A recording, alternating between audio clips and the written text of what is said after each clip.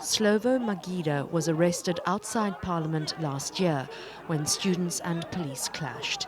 He was charged with treason. The case was later dropped. Then, in February this year, he was arrested for instigating the burning of paintings. My reaction was, why would they leave the buildings and burn only the paintings? Shacks burn all the time in this environment we live in.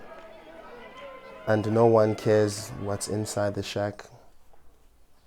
Black people, they just get up the next day and they knock the shack again.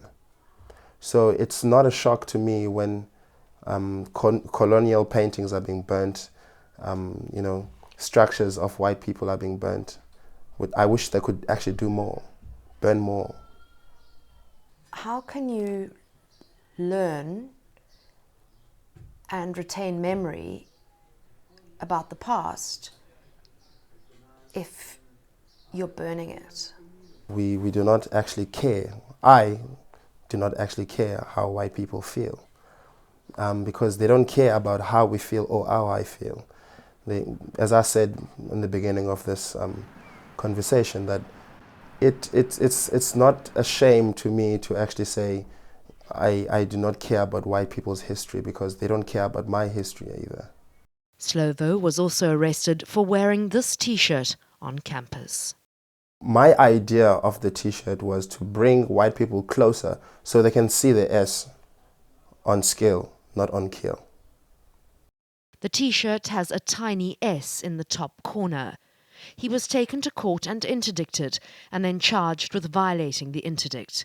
And that's when another side of Magida became apparent for those who didn't know him.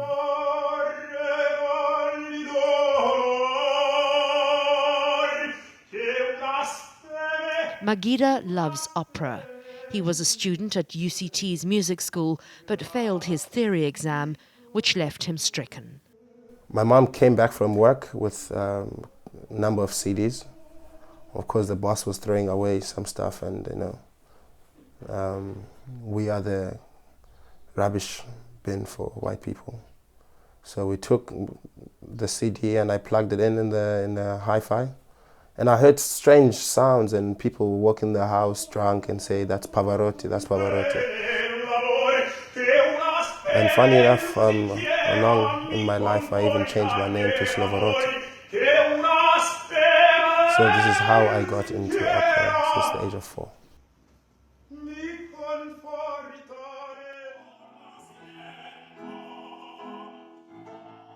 Slovo's mother died when he was 12. He was sent to a private school by her employers. His dream is to study opera in Italy. Why would you want to sing in Italian or German or go to Italy, which is the sort of seat of cultural imperialism, if you like? Why would you want to go there to sing?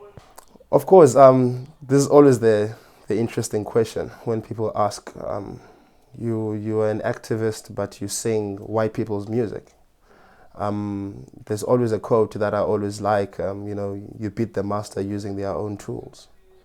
What is fueling your pain, your anger, and your activism? So this anger comes from the unspoken truth of black people having to suffer a lot, whilst white people and the lumpen bourgeoisies are watching, not saying anything. Can there ever be redress? I do not know what should happen in UCT. What maybe should happen is free education for all. And of course, whilst doing that, we also apply for reparations for white people to suffer a little bit. If the interdict is lifted and you are allowed to go back to UCT, what will you do? If the interdict is lifted, I'll do it again. I've no hidden agendas about my activism. If it's for the cause, if it's for the noble cause, of getting a black child to think and to actually liberate themselves first before they are actually liberated by others. As we got this thing of, we spoke about this thing of Rainbow Nation. It was given to us. It was never created by us. Slovo has been invited to sing in Europe and the United States, but he's unlikely to qualify for a visa if he gets a criminal record. Anneke Larsen, Cape Town.